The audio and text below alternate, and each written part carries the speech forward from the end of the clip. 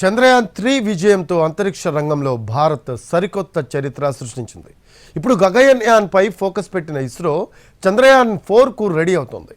చంద్రుడి నుంచి భూమికి రాళ్లు, మట్టి నమూనాలను తీసుకురావడమే దీని లక్ష్యం. ఈ చంద్రయాన్-4 మిషన్లో భాగంగా హెవీ లిఫ్ట్ LVM-3 రాకెట్ను 2 సార్లు ప్రయోగిస్తారు. ఈ రాకెట్ ద్వారా 5 కాంపోనెంట్స్ను స్పేస్లోకి తీసుకుని వెళ్లి మిషన్ను విజయవంతం చేసేందుకు కక్షలో వాటిని అసెంబుల్ చేయొచ్చు.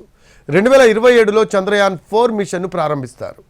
గత ఏడాది చంద్రయాన్-4 మిషన్ను సెంట్రల్ క్యాబినెట్ ఆమోదించింది. ఈ మిషన్ 36 నెలల్లో పూర్తవుతుంది. చంద్రయాన్-4 కోసం కేంద్రం 2104.06 కోట్ల నిధులు కేటాయించింది.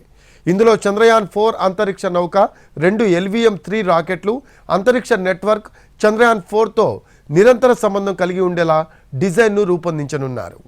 గగనయాన్ మిషన్లో భారత వ్యోమగాములను ప్రత్యేకంగా రూపొందించిన అంతరిక్ష నౌకలో భూమి దిగువ కక్షకు పంపించి సురక్షితంగా తీసుకువస్తామని కేంద్ర మంత్రి జితేంద్ర కుమార్ క్లారిటీ ఇచ్చారు. ఈ ఏడాది గగనయాన్ టెస్టింగ్ కంప్లీట్ చేసి వచ్చేడాది ప్రయోగాన్ని నిర్వహిస్తాము అన్నారు కేంద్ర మంత్రి. 2026లో సముద్రయాన్ ప్రయోగాన్ని కూడా భారత్ నిర్వహిస్తుందన్నారు.